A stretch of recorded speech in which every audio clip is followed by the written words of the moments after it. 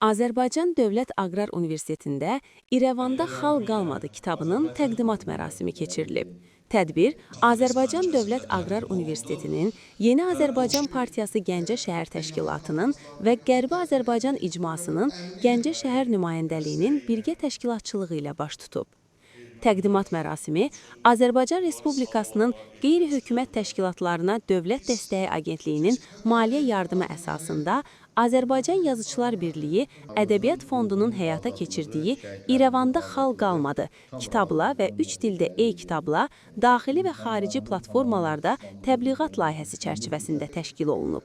Əvvəlcə, Azərbaycanın ərazi bütövlüyü və suverenliyi uğrunda canlarından keçmiş şəhidlərin əziz xatirəsi bir dəqiqəlik sükutla yad edilib, ardından Azərbaycan Respublikasının dövlət himni səsləndirilib.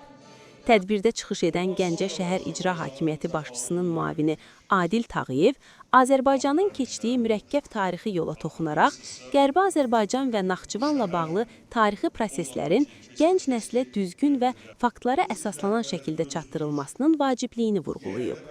ADAU-nun rektoru, Qərbi Azərbaycan İcmasının Gəncə şəhər üzrə nümayəndəsi Zəfər Qurbanov çıxışında bildirib ki, Prezident İlham Əliyevin rəhbərliyi ilə Azərbaycanın ərazi bütövlüyünün və dövlət suverenliyinin tam bərpa olunması tarixi ədalətin bərqərar olmasının bariz nümunəsidir.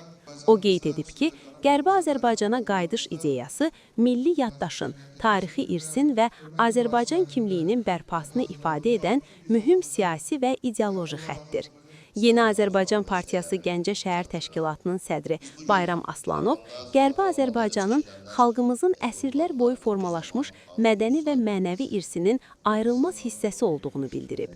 Kitabın tarixi həqiqətlərin təbliği baxımından əhəmiyyətini qeyd edib.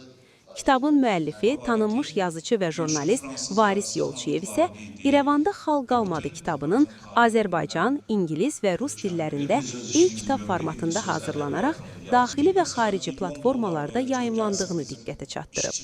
Tədbirin sonunda kitab müəllif tərəfindən imzalanaraq iştirakçılara təqdim olunub.